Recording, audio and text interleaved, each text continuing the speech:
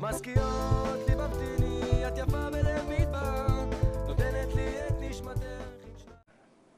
Shalom Vracha mes chéris, ce Shabbat, Parashat Va'etchanan, qui s'appelle aussi Parashat Nahamu, c'est la consolation, Bezrat Hashem, même après la destruction, on attend, on souhaite, on espère que bientôt, Bezrat Hashem, on va recevoir le troisième temple et définitif. Donc c'est une grande consolation. Notre paracha Va'etchanan, Moshe Rabbeinu implore le ciel pour qu'il lui permette de rentrer en Eretz Israël, voir cet heureux pays, cette splendeur, cette beauté, ce pays qui ne manque de rien, qui est et dont l'abondance et tout le bien du monde se trouve là. Et Akadosh Baruch Hu semble, là je fais attention à mes locutions, semble lui dire non, j'accepte pas, tu ne rentreras pas. Donc ça a l'air, et Moshe a prié 515 fois. C'est incroyable mais vrai, il y a quelqu'un qui se rappelle avoir prié 515 fois pour sa guérison, pour sa bonne santé, pour sa parnassa. On prie 3, 10, 20 fois, 515 fois. Ça risque de nous désespérer. Si Moshe n'a pas été exaucé après 515 fois, moi, le grain de sable à côté de Moshe Rabbeinu, donc je n'ai aucune chance, Chas v'Shalom. Eh bien, je vais vous démontrer que c'est l'inverse. Moshe Rabbeinu a été exaucé. Qu'est-ce qu'il voulait? Il voulait voir le pays d'Israël. Il lui a dit à Kodesh Baruch Hu, monte au sommet de cette montagne, et ben je vais te montrer tout le panorama comme si c'était sur la paume de ta main. Première chose. Deuxième chose, tu voulais respecter les mitzvot d'Israël qui sont uniquement en Israël, par exemple le Septena, la Shemitah, Trumot, Maasrot, la prélévation de la dîme, ça n'existe qu'en Israël. Donc Moshe Rabbeinu voulait justement avoir le mérite de faire ces mitzvot.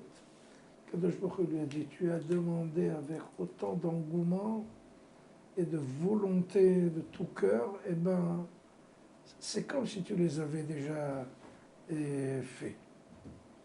Donc la prière de Moshe a été exaucée.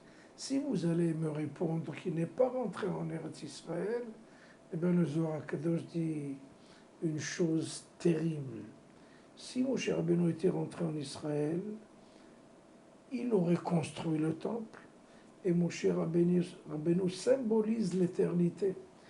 Il nous a donné la Torah qui est éternelle, il nous a donné le GPS de notre existence jusqu'à aujourd'hui. Moshe Rabbeinu, c'est l'éternité par excellence. S'il avait construit le Beth Amikdash, il aurait été aussi éternel. Et si Chas v'Shalom HaKadosh Baruch Hu avait une colère contre le peuple d'Israël, eh bien il aurait sorti sa colère contre le peuple d'Israël. Mais comme le temple n'est pas éternel, il a été construit par le roi Salomon, eh bien au lieu de nous donner cette punition, il a donné la punition aux arbres, à la construction, aux matériaux de construction, aux habitations. Donc il a détruit le temple, mais il nous a laissé. Apparemment, la prière de Moshe n'a pas été exaucée, mais bien au contraire, elle était exaucée par excellence. Et grâce à la prière de Moshe Rabbeinu, qui n'est pas rentré en Israël, eh bien, on est encore là. Donc ça a été un refus historique à ça nous a fait du bien. Donc parfois on croit qu'Akadosh Baruch Hu n'a pas exaucé nos prières, mais en fait il les a exaucées. Ça a l'air, je vais vous dire un exemple. Quand j'étais jeune homme, je voulais une moto Kawasaki. Ma mère allait à Shalom, elle m'a dit,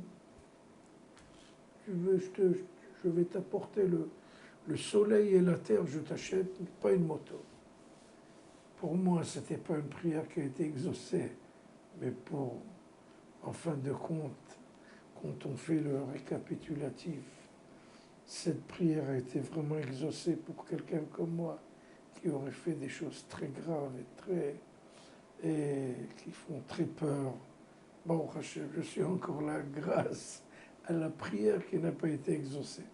Donc, il faut savoir que nos prières font très grand impact, très grande influence pour le bien dans tous les mondes. Shabbat Shalom.